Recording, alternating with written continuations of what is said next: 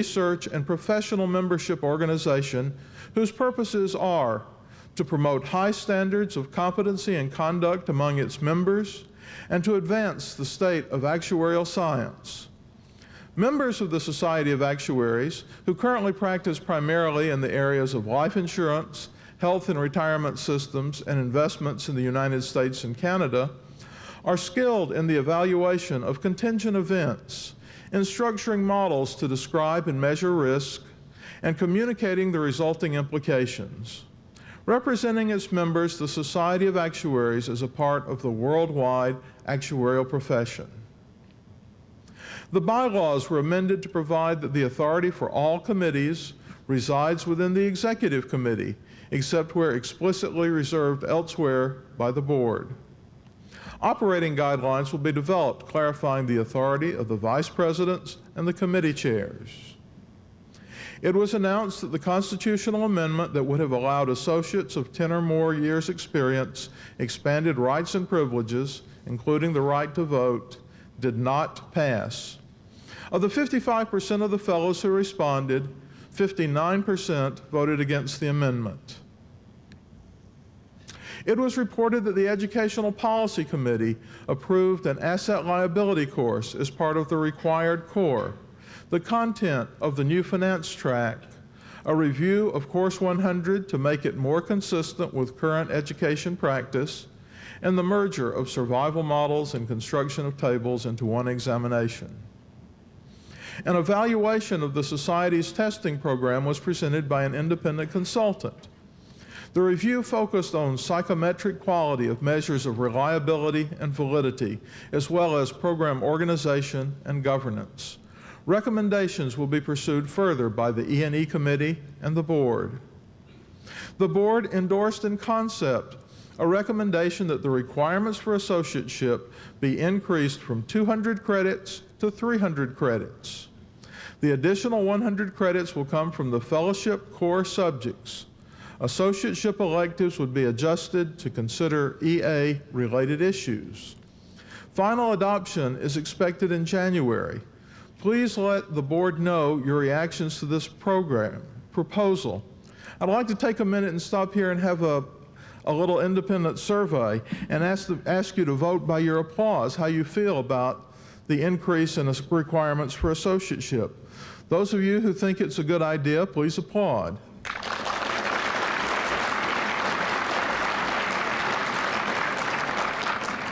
Those of you who would oppose such an idea, please let us know your feelings. Walt, Don? It was pointed out that the pending free trade agreements may raise the issue of recognition of actuaries whose training is primarily university-based.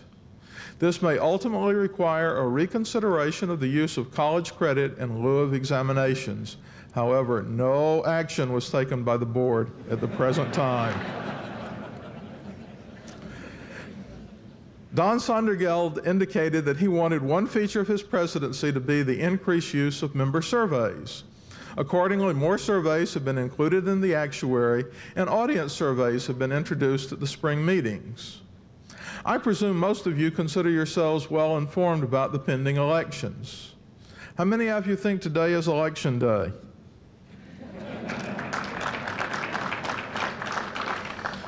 Okay, you're probably Blue Jays fans too. With respect to Canada's constitutional reforms being voted on today, how many feel they will pass? Please applaud. How many feel they will fail? Which, not a good outlook for the election there. I'd like to report on the results of a survey in the September issue of the Actuary. Readers were asked to express their opinions regarding the upcoming presidential race in the U.S. The response was overwhelmingly consistent. Of 13,368 members of the Society, 13,240 chose not to respond.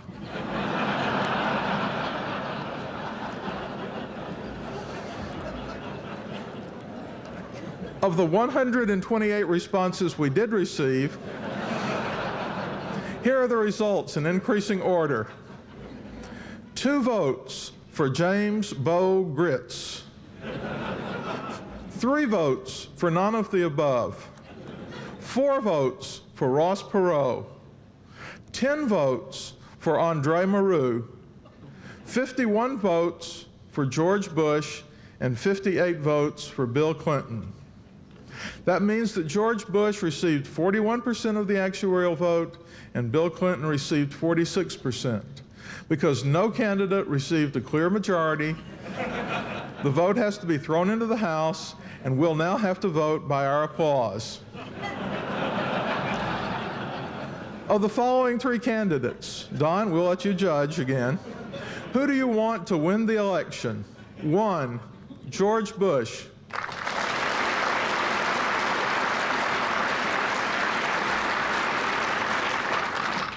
2, Bill Clinton.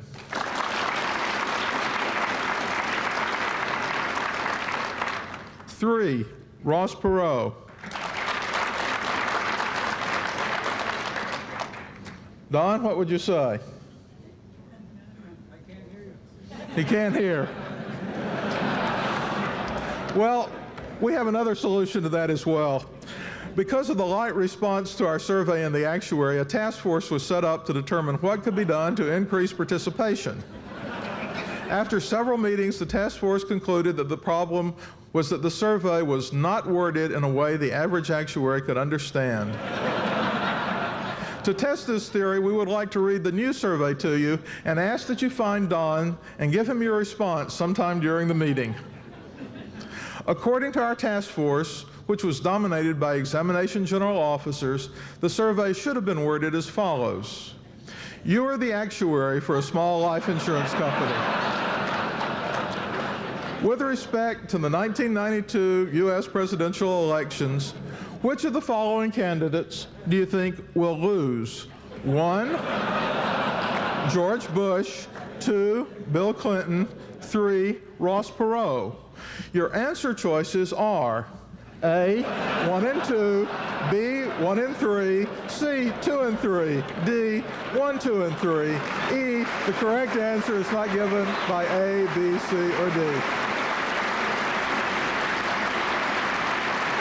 Thank you very much.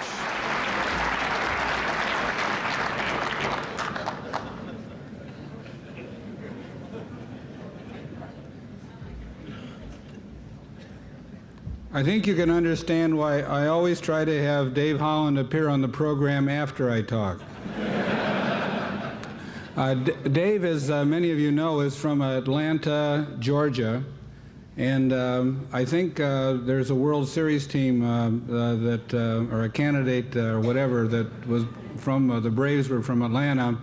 I'd like to make a survey, and using your applause, how many of you are happy that the Blue Jays won?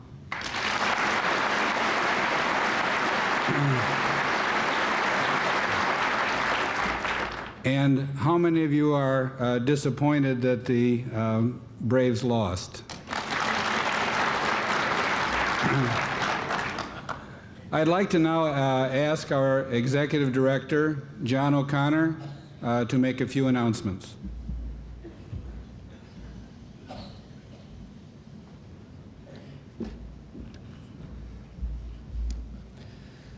Thank you, Don. I'd like to take this opportunity to welcome all of you to this 43rd meeting of the Society of Actuaries. As you can see, it's a large meeting. We have about 1,450 registrations so far. We've got about 500 spouses in addition to that, so we're pushing 2,000 people at this meeting. I think it's a real credit to Bill Cutlip and his people, the tremendous amount of work they put in putting this thing together, and I'm sure you're all very appreciative of their effort. While you're here, I would like to encourage you to stop by the exhibit area and visit the Society of Actuaries booth, which we also have a literature center set up there. We will be taking orders for books. In that booth, we have 2 new books that we're talking about and we're promoting at this particular meeting. One of them is a book by Harry Panger, and Gordon Wilmot. It's called Insurance Risk Models. And the second one is The Management of Financial Risk by Phil and Boyle. They're excellent books. I would very much recommend you stop by and take a look at that.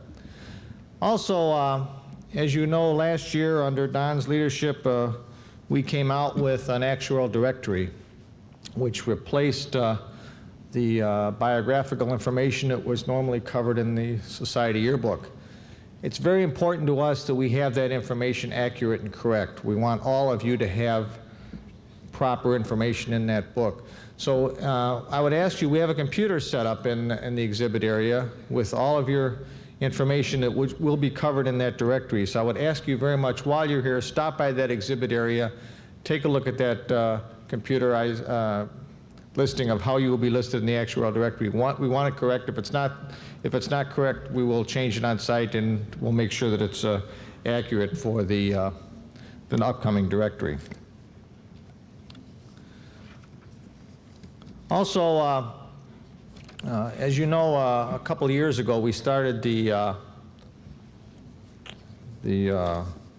situation where, as you know, there's many homeless in this country, unfortunately, that we still have that problem. And we have a great deal of food at these meetings with our breakfast, our reception tonight, and so forth. And where possible, recognizing the plight of some of these unfortunate people, we try to donate any leftover food at all to any organization in that city that's willing to take it. So here in Washington, D.C., we've arranged for any leftover food for all of our meetings will be donated to an organization called D.C. Central Kitchens. So that will take place. We will not have any wasted food from this particular meeting.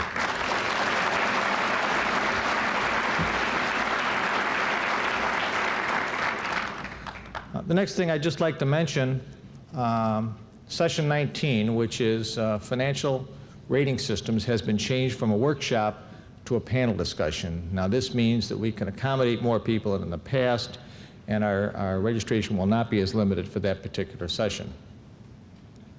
Now also at this meeting, we're trying something new. We are pilot testing a computer system learning device that we've developed. It's been developed by some of our members here. And it's going to be a 1.5-hour program. It's going to deal with a subject called permitted disparity in plan contributions. It basically will be offered over all of these 3 days. It'll feature hands-on computer experience. Only 2 people at a time can take this. You will be given credit for 90 minutes of core EA credit. And we ask you, if you're interested in doing this while you're here, to sign up at the registration desk. We can accommodate up to 26 people on this, and we'll handle it on a first-come, first-served basis. It's very important for us to see how this goes. Well, it's very possible that this type of continuing education may be a wave of the future. We'd like to get your reaction. So please, if you're interested in this particular subject, take advantage of this opportunity and give us your feedback on it. With that, I would just like to again welcome all of you to this particular meeting. It's a great opportunity to visit some old friends and to make sure that we're serving your needs. So if you have any problem at all, anything we can help you with, please stop by, grab any of the particular staff people. We'll take care of it. We want to make sure that your needs are being served. Thank you.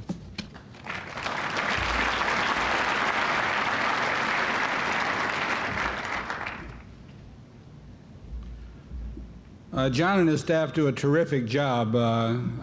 These meetings go off without a hitch, and could we have one more round of applause, both for John and his staff?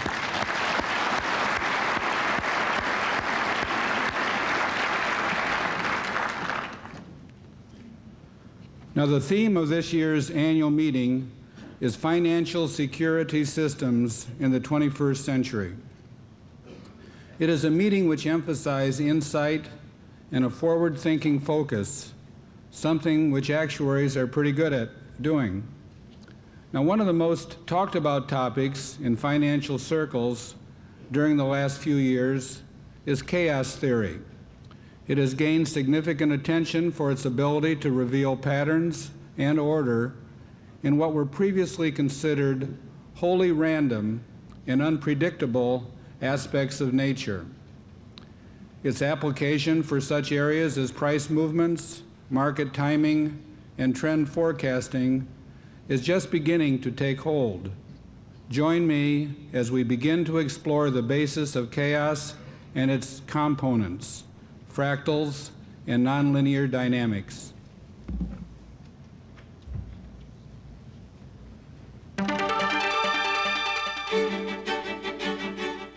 The essence of science is predictability.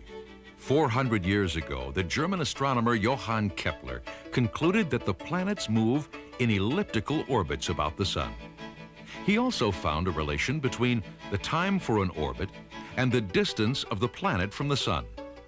Kepler's laws are so accurate that even today we can use them to predict when Halley's Comet will return to the Earth's vicinity. We can predict when the sun's next eclipse will occur, and we can even calculate the best vantage point on Earth from which to view it. Such predictions are possible because the fundamental laws of nature are exact and quantitative. But many things in nature, like the mean temperature in Washington, D.C., or the yearly population of Japanese beetles, or the Dow Jones Industrial Average, behave erratically and unpredictably. Can we conclude that these phenomena are not subject to the laws of nature? Until recently, scientists assumed that complicated behavior could only come from complicated models. Our difficulty in predicting the weather, population growth, or even the stock market arises from the myriad variables that interact in complicated ways. Scientists have recently discovered that even very simple systems can exhibit complicated and unpredictable behavior. This apparently random behavior is called chaos. Examples of it abound in nature. The first modern example was discovered in 1963 by a meteorologist named Edward Lorenz. He was using an early computer to model the weather and accidentally discovered that if he repeated his calculation with an initial condition only slightly different from the original, his prediction after a few weeks was completely different. This extreme sensitivity to initial conditions is called the butterfly effect, since it's possible that including the effect of a butterfly flapping its wings in Brazil could set off tornadoes in Texas. Thus, the weather is a chaotic system. And we now know that long-term prediction has benefited little from improved measurements, powerful computers, and sophisticated mathematical models. Tomorrow's weather is determined by today's weather, and the next day's weather is determined by tomorrow's. But the effect of the small inevitable uncertainties grows exponentially, and thus the prediction is ultimately worthless. Chaos also occurs in biology. Simple models of population growth can exhibit sensitivity to initial conditions and chaos. The simplest such model is the logistic equation. It's the equation for compound interest, but with one important difference. That is, as the amount of money in the account grows large, the interest decreases. We know that compound interest leads to exponential growth, and also that exponential growth cannot continue forever. Under yet other conditions, the population behaves chaotically. The species never becomes extinct, but neither does it grow without limit. The fluctuations are erratic and extremely sensitive to initial conditions. Long-term prediction is impossible, even though the equations are exactly known. Actuaries might use the same kinds of equations to describe the stock market, or business cycles, or even the spread of epidemics. If simple equations can have complicated solutions, then it may be that complicated behavior in nature might have a simple cause. These are all examples of dynamical systems. For a dynamical system to exhibit chaos, the equations that describe it must be nonlinear. That is, the whole is different from the sum of the parts. Most realistic models of nature are nonlinear. Nonlinear dynamics is an old field recently rejuvenated by the use of personal computers. Problems once too hard for professional mathematicians can now be solved by a child with a computer. An underlying theme of chaos is that simplicity breeds complexity. One need only start with a simple but nonlinear equation and solve it repeatedly. Each new solution is put back into the equation to get the next value in the series. The process is called iteration.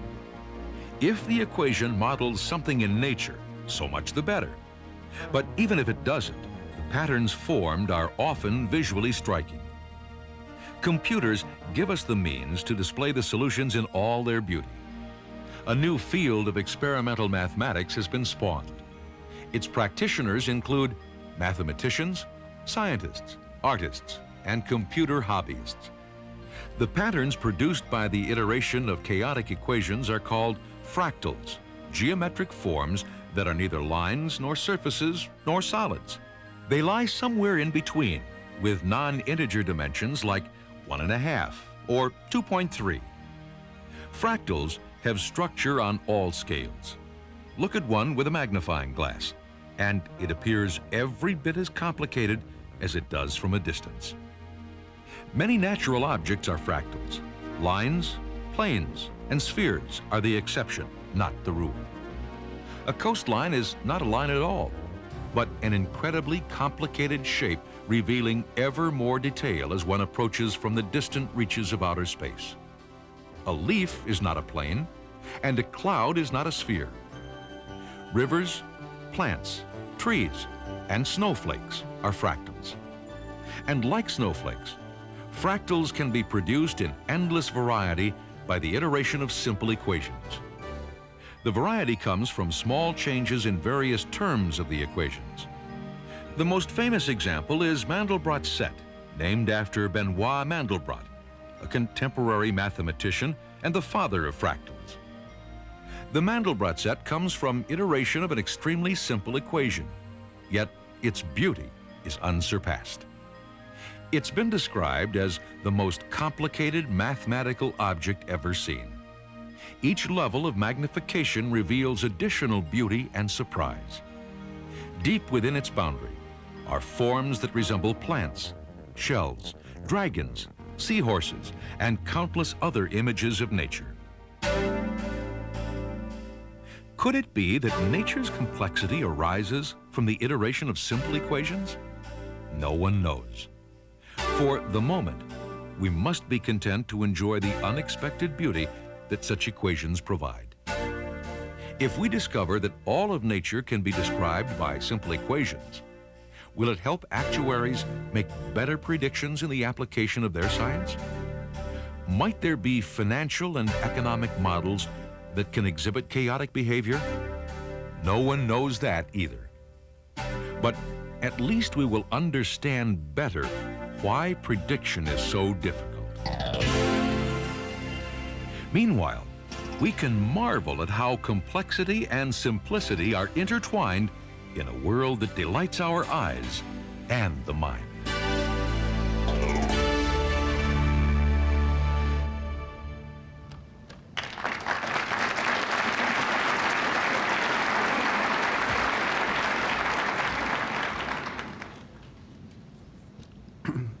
Prediction is difficult, as we just learned, and attempting it can lead to chaos as we try to understand both the complexity and simplicity of finance and economics.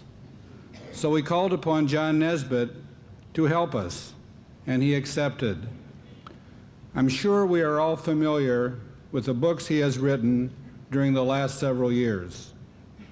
In addition to his 30 years of business experience, John has studied political science, received 10 honorary doctorates in the humanities, and received awards for promoting global understanding and interpreting trends in the world economy. He has indicated that he would be happy to answer questions from the audience at the conclusion of his formal remarks. We are running a little behind schedule, so if the question and answer period runs past 10 o'clock, we will go to till 10:15. We will take up a portion of the break. For those of you that do want to ask questions, please use the aisle microphones. Please join me in welcoming John Nesbitt.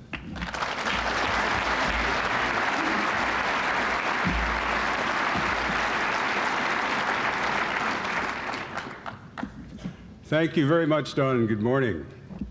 Good morning. Well, it's great to be with you this morning in our nation's capital. Washington, D.C. is, of course, the world's largest theme park. And as a former Marine, I especially enjoyed the music this morning. Also, Don, let me report to you that I'm very happy to have the matter of fractals and chaos cleared up for me while I'm here. It's because we are experiencing a profound shift in time orientation. In the history of our civilization, the time orientation during the long agricultural period was to the past. We learned from the past how to plant, how to harvest, how to store. And as I say that as someone who was born and raised on a tiny sugar beet farm in southern Utah, and in those days, the only thing we knew about farming, we learned from those who went before us. During the industrial period, the time orientation was to the present. Now, get it out, get it done, bottom line. But the time orientation in our new global information era is the future. It's the future because things are rushing past us with such speed and such complexity that we just can't grasp it. We just can't get a hold of it. So what we do is to create pictures. We create visions out in front of us to instruct us backwards. What do we want to look like, each of us, in our careers in the year 2000 or 1997? What do we want our companies to look like in the year 2000? And then these pictures, these visions help us sort out things that we must pay attention to bring them to reality. So I think there's no end to talk about vision, about the future, about the year 2000. And now that great symbol of the future, the year 2000, is only 8 years away. And I invite you to think backwards 8 years to 1984 to get a sense of how close the next millennium is. Try to remember what you were doing in 1984, 8 years backwards, what your job was, how old your kids were, this kind of a young crowd who you were dating at the time, if that's not too painful. 1984 was the year that Ronald Reagan was reelected, carrying, I will remind you, 49 out of the 50 states. It was the year of the Los Angeles Olympic Games. In 1984, we saw the films Amadeus, Beverly Hills Cop, and Ghostbusters, doesn't seem so long ago, and the Apple Macintosh was launched. Now, these events are still pretty green in memory, and that's how many years forward the next millennium is. It's just around the corner. And what we do in the next 8 years will shape how we begin the new millennium. And I want to talk about some of the things that are happening that will position us for the next millennium. The first and most encompassing is the New World Order. The United States is now the lone superpower in the New World Order, but paradoxically, the United States is less important than it was because the other superpower has left the scene. The world needs the United States less because it doesn't have to deal with the Soviet Union anymore. And the United States must act cooperatively with other major powers, and in doing so, the summits of the Group of Seven, the United States, Britain, Germany, Japan, France, and Italy, and Canada, have replaced in importance the two superpower summits of the old world order. Now, these 7 countries are wealthy democratic countries, and they share the same approach in running their economies. But there's an interesting leadership crisis or leadership vacuum in every one of these countries.